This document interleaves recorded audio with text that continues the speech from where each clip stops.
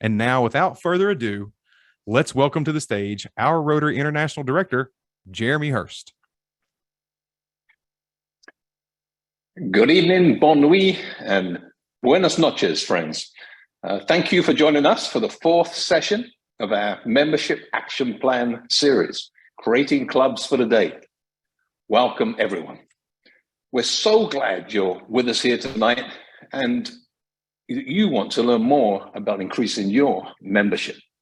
Before we start, I just want to remind us of why we're here and the goals of our MAP plan. The realization came to us all that while some clubs are succeeding in growing membership, many clubs needed a plan they could easily follow, that's immediately actionable and backed by real-time data. The Membership Action Plan, or MAP, offers a multi-year, data-driven, step-by-step plan to help our clubs achieve consistent, moderate membership growth. It understands that we can't retain our way to growth, and we need to attract and retain new and existing members and create irresistible club experiences for them both. That said, information about increasing your club's membership can be hard to find, and when you do, it's often overwhelming.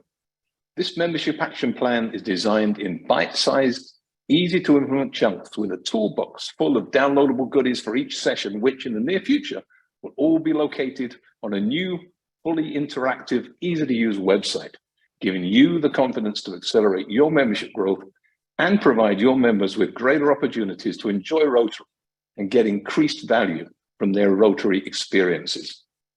When you follow the MAP sessions, you can rest assured knowing you've got a step-by-step program backed by real-time data to expand your club's membership. Data that allows your club to plan, track, and measure its success. The Membership Action Plan puts you in control of your club's membership growth. And whether your club is thriving, surviving, or thriving, MAP is designed for you. So today, we're going to learn more about creating a club for today. Many of our clubs have followed the same model as when Rotary started in 1905. And if that's succeeding with this model, then tremendous. Keep up the great work.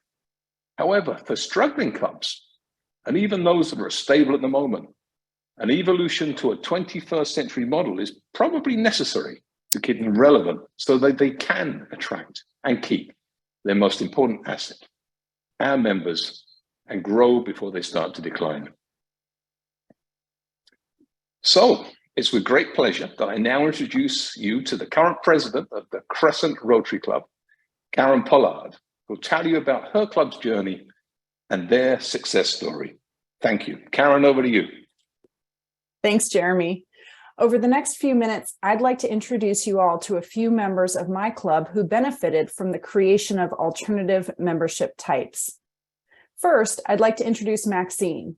Maxine is a real estate agent with a servant's heart. As a newly minted agent, her schedule is unpredictable and her disposable income is limited. She joined Rotary because our club offered an active service membership type where she could participate in service projects, and she is at nearly every one, but which allows her to only attend traditional meetings as needed. Meet Charlie. Charlie has been a very active and engaged Rotarian for years. His sponsor told me that Charlie's interest in Rotary was always service. In fact, he interviewed the sponsor for an hour and a half before joining to make sure that our club offered enough opportunities for service. Recently, he left his job as CFO to start his own company. While his schedule no longer permits him to routinely attend club meetings, Charlie wanted to stay active and continue to participate in community service. Switching to an active service membership type has allowed him to do just that. Active service membership features flexible pricing and flexible schedule to attract and retain members. By cutting costs for food out of the equation and encouraging service project participation and leadership, rather than general meeting participation, membership grows. Active service members are still welcome at meetings and simply pay for meals a la carte. Many choose to attend every week and just opt not to eat lunch with us, but to stay engaged. Maintaining engagement of club members is one of the most important jobs of the membership committee.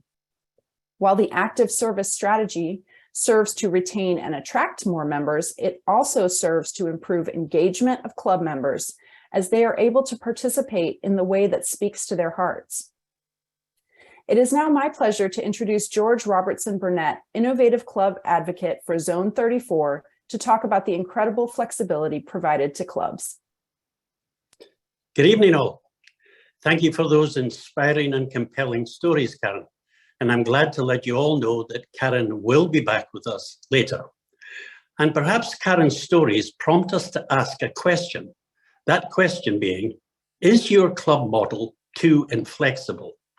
Is it too restrictive in that we can only serve and be attractive to those who can meet our strict criteria? The chances are that if you are being successful, you have a meeting style and format that meets the needs and aspirations of a large percentage of your target audience, which is, of course, your members and potential members. But what if you are not being very successful in attracting new Rotarians or retaining those already attracted? In these circumstances, you may be encouraged to look at a trend that has recently become apparent for new clubs, new satellites, and reformatting clubs. This trend shows that some of our traditional structure is less attractive than perhaps we believe. So let us look at some items that may be considered less than attractive. Meal provision. The tradition of a set meal at a set cost, whether you attend or not, can be a significant barrier to prospective members and also a source of angst for current members. The trend for meal flexibility has been very apparent recently, with optional meals or no meal provision both becoming more popular. Then there is the preponderance for meetings during the day, Monday to Friday. This has generally been the basis for most clubs traditionally, but we have become very aware that we are only capable of attracting those who can meet this specific time frame. Evenings and weekends certainly offer new opportunities. Of course, if it works for you, that's fine, but the flexible approach has been far more prevalent lately. And this is also true of meeting format. Traditionally, it was the same meeting format each week, but many clubs have departed from that and introduced flexible formats, with traditional meetings interspersed with service opportunities, social events, online meetings, and not forgetting the opportunity for less frequent meetings. Our tradition to be meeting in city centre often adds to the complications created by heavy traffic and parking. And when you add the 1 to 1.5 hour meeting time to the travelling time to get to the meeting and back, this can mean we are restricting the club's membership to those people who can afford to write off 2 to 3 hours during the working day. Sometimes our rigid rituals can come as a shock to potential members. Let me give you an example. I was at a Rotary meeting where they had invited a number of Rotaractors. Right at the start of the meeting, everyone stood up and started singing the song Smile with great gusto. The look of sheer panic on the Rotaractors' face as they looked at each other saying, OMG, the old folks are singing.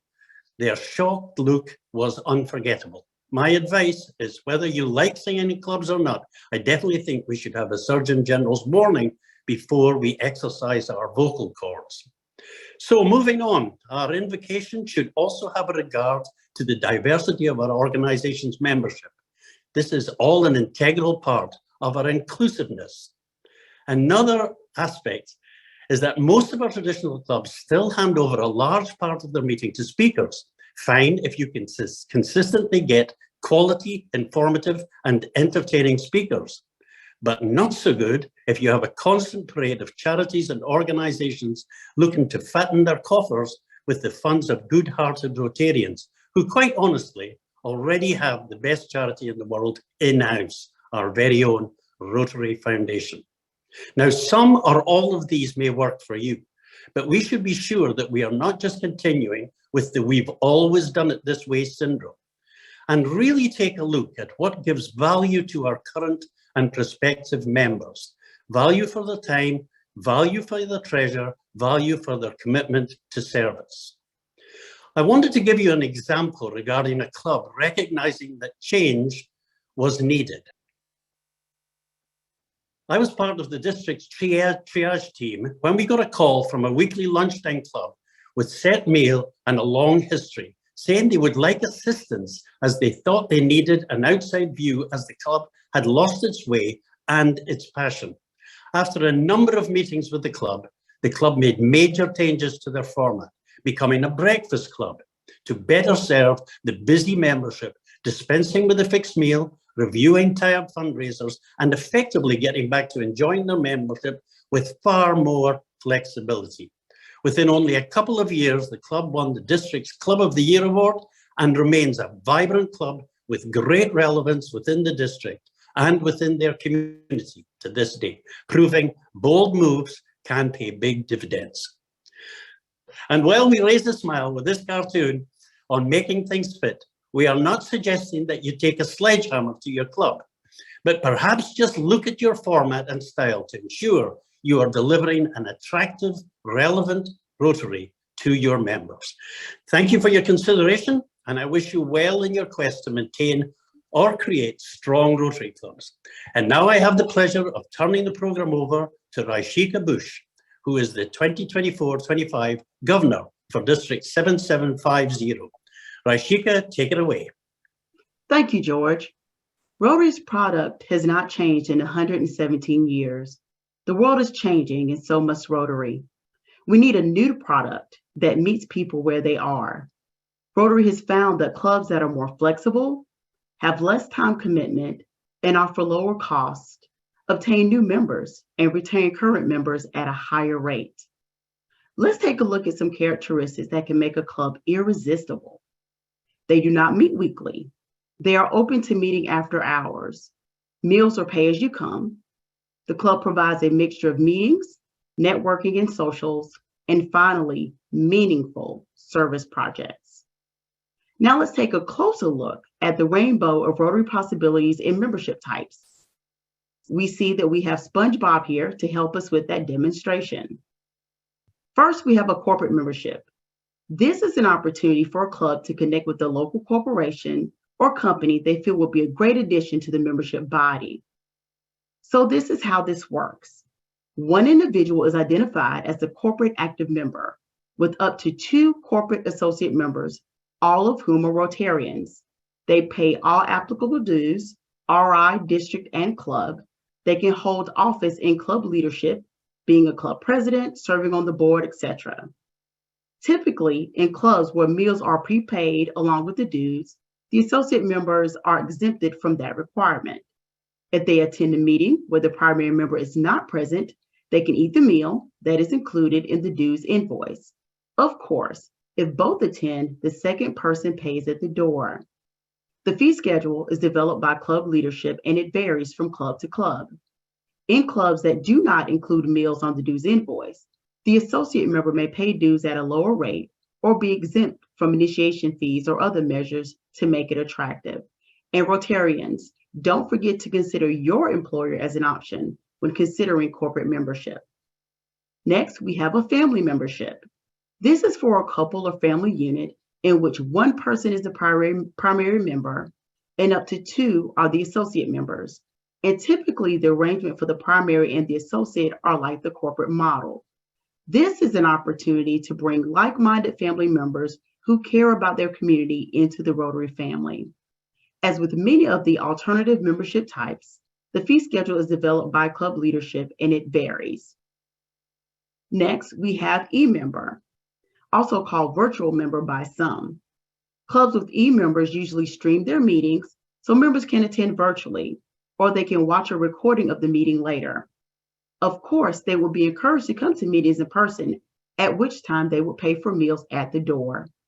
The meals are not included in the invoice, so they do not feel they're being billed for an element of the club that they are not participating in on a regular basis. This membership type makes Rotary available to those who may not be able to attend a regularly scheduled in-person meeting. Lastly, we have active service as a membership type. Service is the name of the game for these folks. Here is an example. My club, the Rotary Club of Aiken Sunrise, recently adopted this membership type and developed guidelines around its use. These are service-minded individuals who either can't or do not want a legacy experience. They pay RI, district, and club dues, and meals as you come, so meals are left off of the bill. This is a chance to extend membership to those with a heart for service and who prefer to live out their Rotary experience in that manner. This has been an attraction element for our club. As an additional note, active service members are welcome to attend in-person meetings at any time and are not required to have meals if they do so. A quick note about a club's governing documents in relation to alternative membership types as a whole. The Rotary International recommended club bylaws make no reference to alternative membership types. It may be prudent to insert verbiage that indicates that club leadership, meaning the board, has the option of establishing alternative membership types. That way, you don't have to come back to the bylaws whenever you make a policy change. That's the approach my club has chosen. Now back to Karen with some different success stories. Thank you for sharing so many innovative membership types with us, Rashika.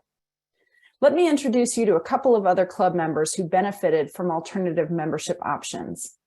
This is Jessica.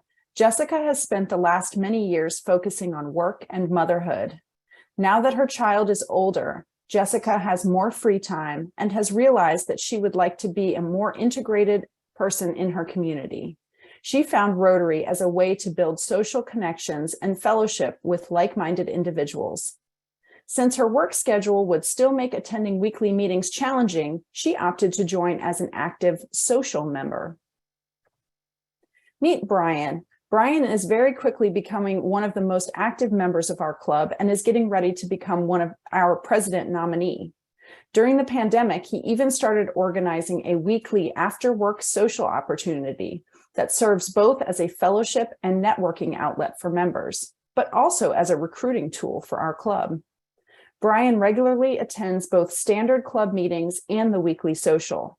However, he realized that owing to a strict diet he was following, he was not eating lunch at the weekly meetings and did not want to continue to pay for meals each week. Therefore, he opted to adjust his membership to active social. While many Rotarians join to serve our communities, we need to remember that there are some who are passionate about the fellowship that Rotary membership provides. For these individuals, having an alternative membership type that allows them to build those networks and connect to their community in a flexible way is important. This membership type works in the same way that an active service type works, but engagement is focused on social opportunities and fundraising leadership rather than community service. Notice that both membership types contain the word active. That is not an accident. These are not rhinos or Rotarians in name only. They are engaging in the mission of Rotary in the ways that fill their needs best. As you can see, there are circumstances beyond our control that create barriers for entering Rotary and sometimes for remaining in Rotary. You may be thinking that all this sounds great in theory, but wonder how it works in practice. So let me just tell you.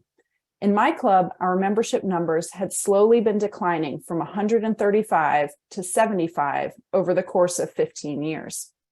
Club leadership decided to be intentional about focusing on removing barriers and creating opportunities for membership. Through implementation of the active service and active social membership options, we gained 7 new members and retained 8 who otherwise would have left, and grew our total membership to its current total at 87. That means that currently 15% of our club members exist as a result of alternative membership types. Creating active service and active social memberships was quick and easy. We grew our club and engaged our members, and you can too. You've got this. Now implement. Please now allow me to introduce Zone 33 Rotary Public Image Coordinator, Billy Black, who will moderate our question and answer panel. Thank you, Karen. We're going to have time for a few question and answers.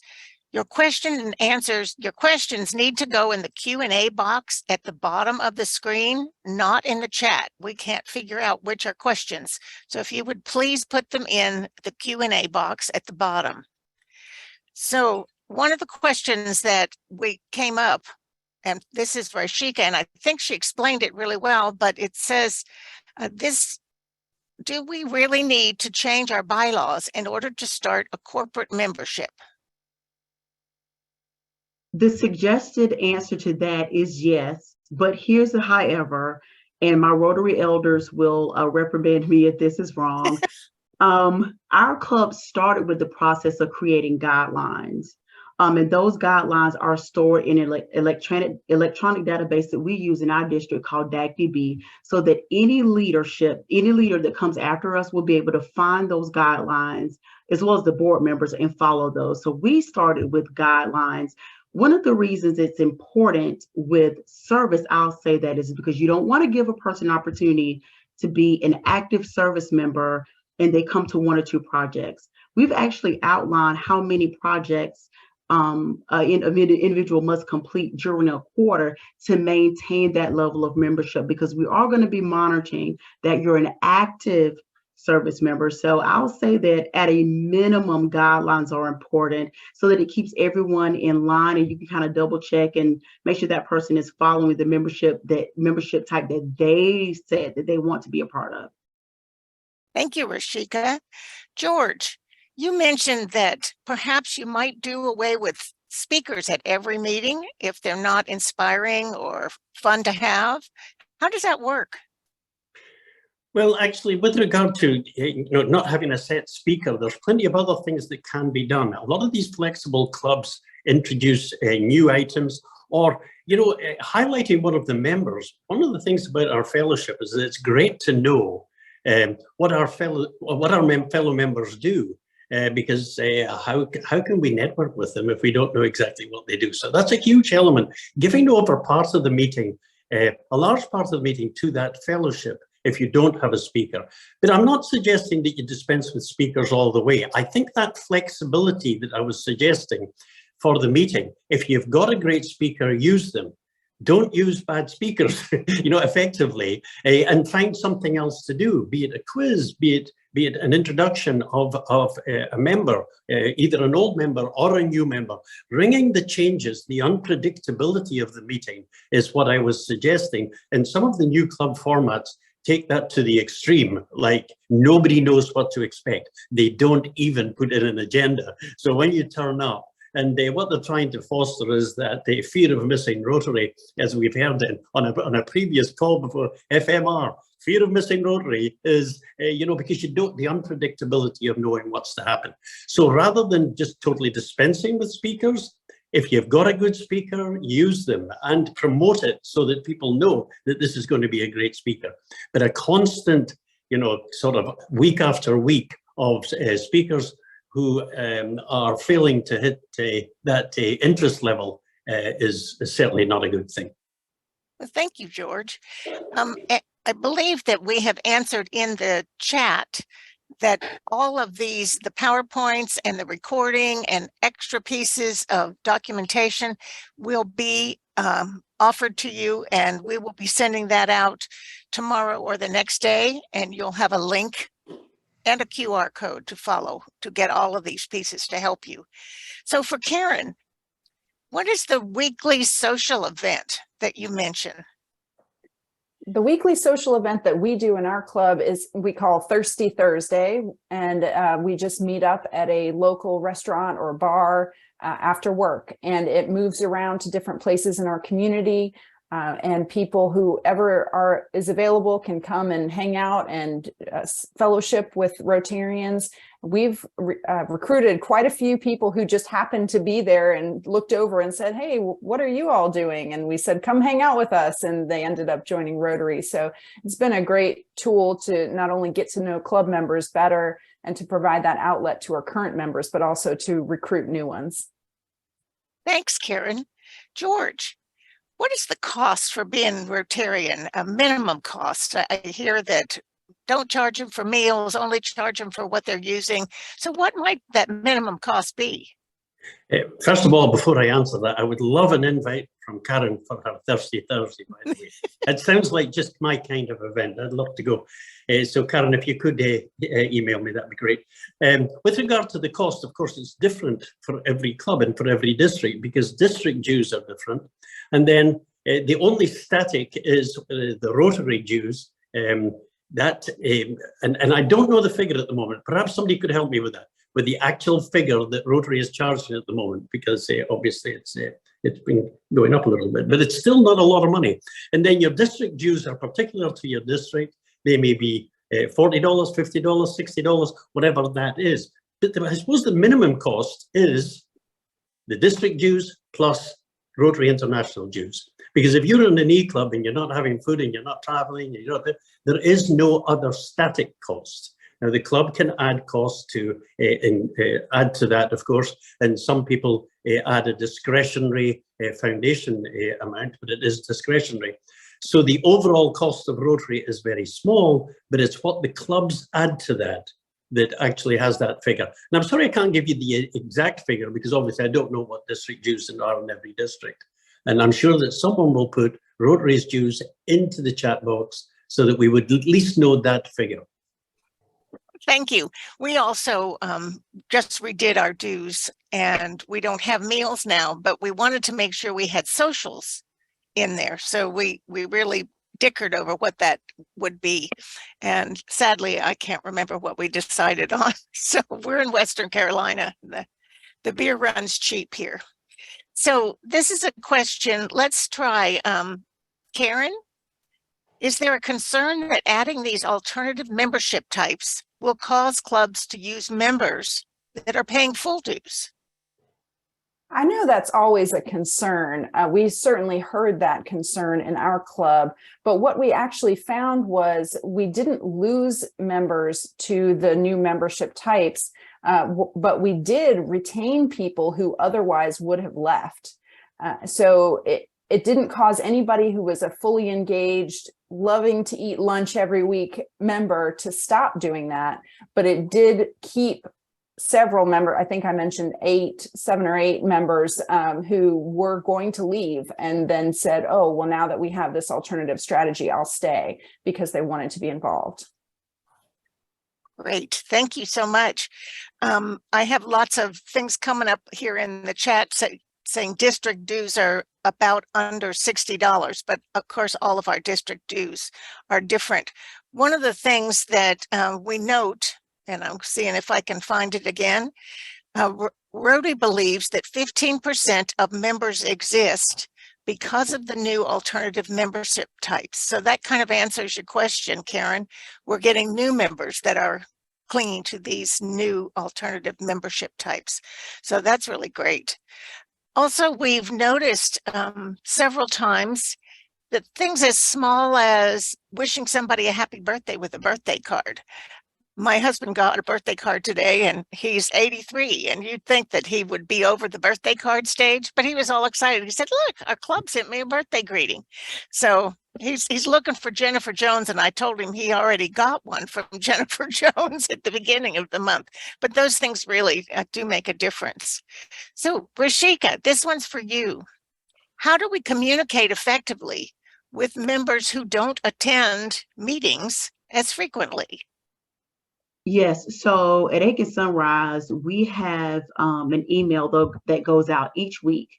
And it says the announcements, what's up and coming, who they can contact if they have any questions. Our membership committee also keeps a regular tab on who they haven't seen in a while or who normally comes and we aren't seeing them. And we actually develop a call list for those folks to give those people a call and say, hey, what's going on? Are you okay? Do you need our help? We miss you. So those are two of the things that we at Aiken Sunrise use to keep contact with our folks that we don't always see on a regular basis. And sometimes when we don't know that email is working, we'll have a service project and someone will show up that we haven't seen in a month. And they're like, hey, I still get your emails and I saw you guys going to be out here picking up trash. I thought I'd come and help. So those are just two things that we use at Aiken Sunrise. That's a great idea. I love that telephone call. That's very personal. Jeremy, let's try you here. How do you cover venue fees for meeting space and food if fewer members are attending meetings, or that's an unknown number that's attending meetings?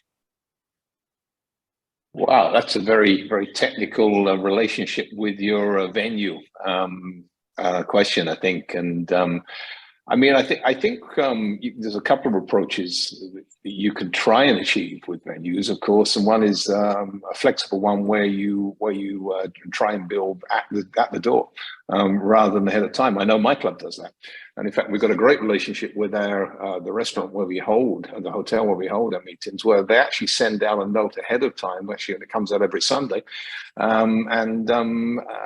they ask us if we plan to come or not, and actually ask us to choose our food. So again, that's one circumstance, but I think it's got to be individually negotiated. But these are the little things that matter, and these are the things that we need to put time into, and they do directly affect our Rotarians' experiences. So it's a great question, and it's like anything. If we put the time and effort into sorting these things out and planning these, then we'll have a better experience. But I would say, in relation to that question, it very much depends upon the relationship that you develop with the location, and oftentimes that's not easy because we're not always the most attractive client out there. When it comes to helping the meetings. So I think we've got to be realistic about that and find alternatives. And this is, I think, much of the reason why you're seeing alternative club types being so successful. It takes the stress out of the process. Great. Thanks, Jeremy. Someone asked the question, did I hear correctly that if there is a corporate member and 2 associate members, all 3 pay RI and club dues? Rashika, can you weigh in on that since you introduced our corporate membership? Yes, and I will defer to some of my other You're going to panelists. take a lifeline? Yes, if I don't answer this correctly, but the answer to that is yes. What makes this option attractive is for the associate members, that meal cost. And again, the fee scale for these folks is going to vary from club to club, but they do pay RI, district, and club dues. However, those 2 associates can have those meal costs either kind of pay as you come or at a discount. So yes, you heard that correctly. And my Rotary elders that are on, if that was wrong or that didn't sound quite right, or you want to add something, please do. George, was she speaking to you?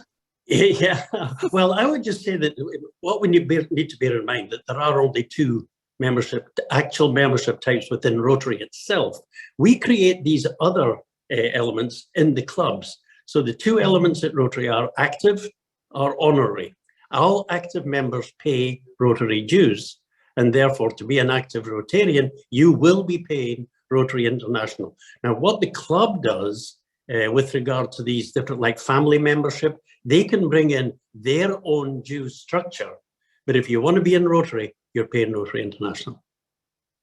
Absolutely. And one of the items that comes up in our district is they think that the corporation is the membership, is the person. So Terry Weaver is always saying, corporation cannot be a member, it has to be a person. So just remember that you can't put that in the database. Okay, we're going to, since there are no more questions, we'll post an FAQ in the same place that we will have the video, and I will send out that link and a QR code probably on Tuesday afternoon after we get that out there. We will get to that and you can get your questions answered there. So thank you so much, Rashika and George and Karen and Jeremy, for answering their questions. And thank you all for listening. And I think we're going back to Jeremy. Well, just want to say on behalf of the whole MAP team how happy we are that you've joined us once again for another MAP call. One of the questions that I think was touched on in a little earlier was the why grow? And I think it's important that we understand that. It's important we understand that, as many times you've heard, that attrition is real. It happens. It happens whether we like it or not. The average attrition rate for a club that just happens to sit there and pretty much doesn't have an intentional strategic membership strategy for growth is around 15% per annum typically for Rotary and other membership organizations. It happens. Even if we're doing really well, it's around 10% per annum. Now, because of that, you really can't retain your way to growth. So an intentional strategy like the one we talked about here is essential. And the opposite applies as well. Just because we grow doesn't mean necessarily we're going to have retention. But and not all growth is good. You know, sometimes a boom bust type of growth where you push one year and then the next year you're down again. It's almost like a bad diet. So what we're talking about here are the strategies, the simple things you do year on year, making membership growth, making your members' experiences, making an irresistible club become part of your culture, who you are. And with that, what we believe will happen is that you will grow, you'll be able to do more in your communities, be a better Rotary, deliver higher impact service, and most importantly, your members will get greater value and enjoyment out of their Rotary experiences. We hope that the tips you receive on these webinars, the messages you got tonight will resonate with you. You'll be able to pick parts out of them and apply them in your clubs and in your districts. Thanks for attending. We look forward to seeing you next month. Let's do this. We've got it.